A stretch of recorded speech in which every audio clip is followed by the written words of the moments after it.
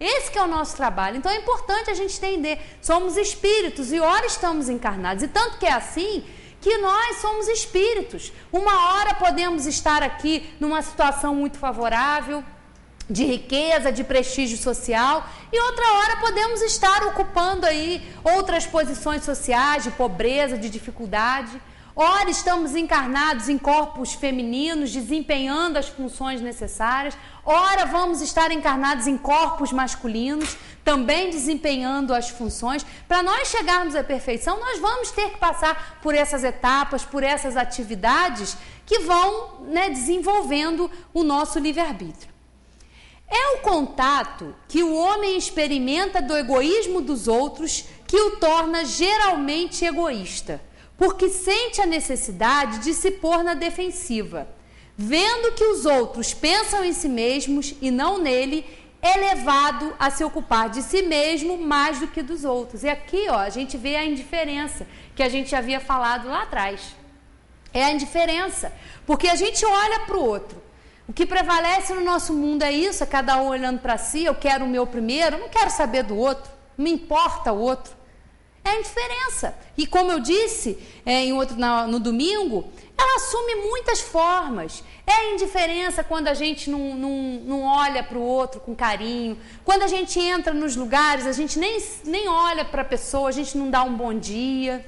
A gente não liga para um amigo querido que a gente não vê há muito tempo.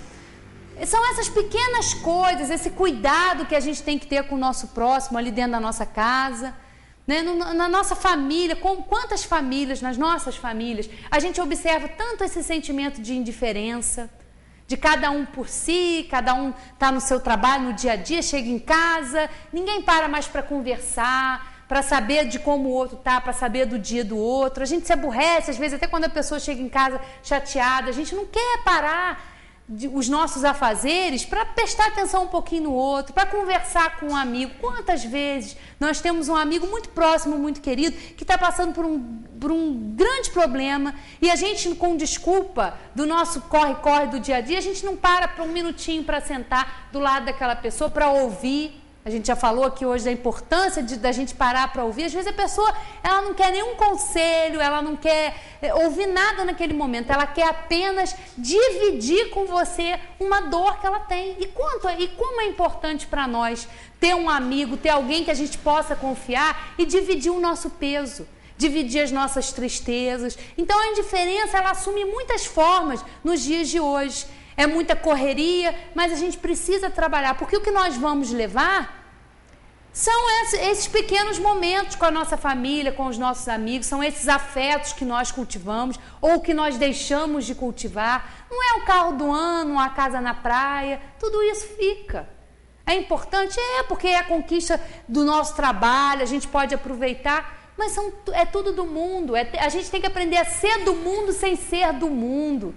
É trabalhar a hora que nós estamos aqui, administrar toda a nossa vida, mas no momento em que nós tivemos que deixar, tudo isso a gente deixar, não ficar apegado, porque no plano espiritual nós não vamos precisar disso. Nós vamos levar na nossa bagagem, vão as nossas conquistas do espírito, essas qualidades que a gente adquiriu, essas virtudes, ou essas paixões que ainda a gente tem no nosso espírito, Que o princípio da caridade e da fraternidade seja a base das instituições sociais, das relações legais de povo para povo e de homem para homem. E este pensará menos em si mesmo quando vir que os outros o fazem. Sofrerá, assim, a influência moralizadora do exemplo e do contato. Em face do atual desdobramento do egoísmo, é necessário uma verdadeira virtude para abdicar da própria personalidade em proveito dos outros, que em geral não o reconhecem. Aquilo que a gente falava aqui, do bem, da gente fazer o bem, querendo que o outro reconheça, e às vezes a gente se aborrece profundamente, porque a gente está fazendo pelo outro e o outro não reconhece. Eu faço tudo por ele e ele não reconhece nada, não me dá o valor que eu tenho. É o que a gente já falou. E a esses sobretudos que possuem essa virtude que está aberto o reino dos céus. A eles, sobretudo, está reservada a felicidade dos eleitos, Pois em verdade vos digo que no dia do juízo, quem quer que não tenha pensado senão em si mesmo, será posto de lado e sofrerá no abandono. E um destaque aqui, que é, pois em verdade vos digo que no dia do juízo, não é um juízo como as pessoas entendem, como às vezes a gente entende, de um tribunal. Quando a gente morrer, vai lá a gente vai ser levado para um tribunal e Deus vai lá estar sentado num trono com aquela toga de juiz, nos punindo, vocês foram bonzinhos, vão para o céu, vocês foram maus, vão para o inferno. Não é isso. Esse juízo aqui é uma figura alegórica, porque todas as vezes que nós deixamos o plano físico, que nós passamos pelo processo da morte, do desencarne, nós vamos ser julgados, mas não por Deus ou por ninguém, pela nossa consciência. Nós vamos nos deparar com a existência que nós acabamos de deixar, com as existências anteriores. Vamos fazer um balanço se a gente conseguiu vencer certas coisas ou não. É um julgamento da nossa própria consciência. Quando o espírito se vê no plano material, que ele recobra a sua consciência e ele vê realmente se ele fez tudo que ele podia, se ele praticou todo o bem que ele podia, ou se ele preferiu não fazer o trabalho, o dever de casa. É esse julgamento, não é de ninguém nos julgando, nem Deus nos julga. Deus sabe, foi Ele que nos criou. Ele sabe, Ele nos dá as oportunidades necessárias, permite que nós façamos as nossas escolhas, e quando nós não estamos maduros para escolher, são impostas, que são as expiações. Provas e expiações. O que são provas e expiações? As provas são escolhidas por nós, escolhidas no plano espiritual, com essa visão, com esse acervo aí que nos é dado das nossas existências anteriores. Então a gente se baseia nisso para fazer as nossas escolhas, as nossas provas. E quando nós não temos a capacidade de escolher, essas tarefas, essas dificuldades nos são impostas para que a gente exercite, para que a gente trabalhe isso. Mas na maioria, no nosso caso, nós já temos essa capacidade de escolha. Então, não é reclamar, é saber, ter essa certeza de que nós estamos no lugar certo, com as pessoas certas, com as oportunidades que são necessárias para o nosso crescimento. Nós não estamos passando por nenhum problema, nenhuma dor à toa. O acaso não existe. Tudo é fruto das nossas escolhas, das escolhas passadas que se refletem hoje ou das escolhas que nós permanecemos fazendo. Das escolhas erradas, porque a gente sabe quando às vezes a gente não está agindo certo. E sabe uma medida muito boa para a gente observar isso? A gente fazer com o outro o que gostaria que fizessem a nós. É a gente proceder com o nosso próximo, através dos pensamentos, das atitudes, como a gente gostaria, como a gente gosta de ser tratado. A gente gosta de ser tratado com respeito, com carinho, com atenção. Mas a gente trata as outras pessoas assim? Ou a gente negligencia muitas oportunidades de olhar o outro com um pouquinho mais de compaixão, com um pouquinho mais de amor. É essas coisas que a gente tem que prestar atenção. E continuando aqui, para a gente terminar, num comentário de Kardec, quem quer que observe, desde o instante do... Aí, isso aqui cabe muito bem para o dia de hoje, que é o dia da criança, né? Quem quer que observe, desde o instante do nascimento, o filho do rico ou o filho do pobre, observando todas as influências perniciosas que agem sobre ele, em consequência da fraqueza, da incúria, da ignorância dos que dirigem, e como, em geral, os meios empregados para moralizar fracassam, não pode admirar-se de encontrar no mundo tantas confusões.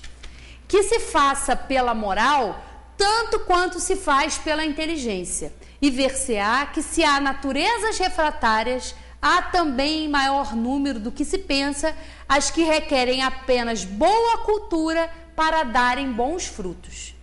O homem quer ser feliz. Esse sentimento está na sua própria natureza.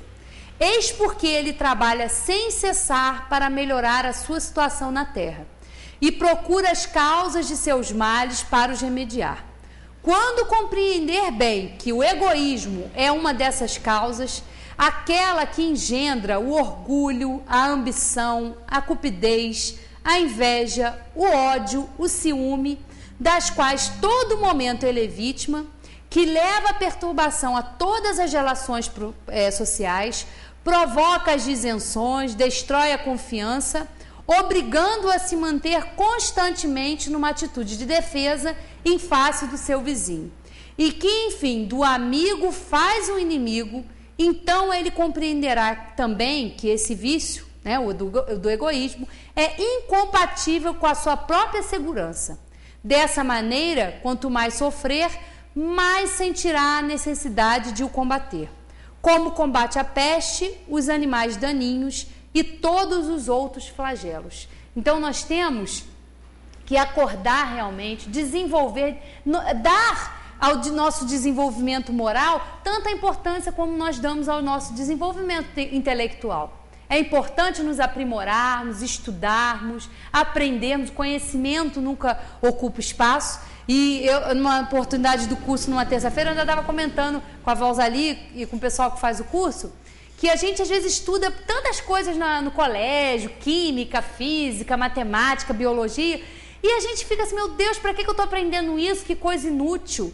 E esses dias eu estava vendo um documentário que falando sobre a existência da vida, como que surgiu a vida no planeta Terra. Foi no History Channel que passou esse documentário, falando que a vida surgiu a partir da primeira célula, das células unicelulares, e que houve o desenvolvimento, todo um desenrolar. Aí eu ainda comentei com a Valzali, agora sim as coisas se encaixaram. Agora eu entendi. Se eu não tivesse passado lá pelos bancos da escola, não tivesse estudado tudo aquilo lá, possivelmente hoje eu não ia estar podendo assistir um documentário daquele e entendendo as coisas. Então, conhecimento é muito importante, só que a moralidade também. Então, a gente tem que trabalhar os dois. Trabalhar pelo intelecto e trabalhar pela nossa moralidade. E contribuir também para ajudar o outro nessa caminhada, porque, afinal de contas, estamos todos no mesmo barco. Obrigada e boa tarde.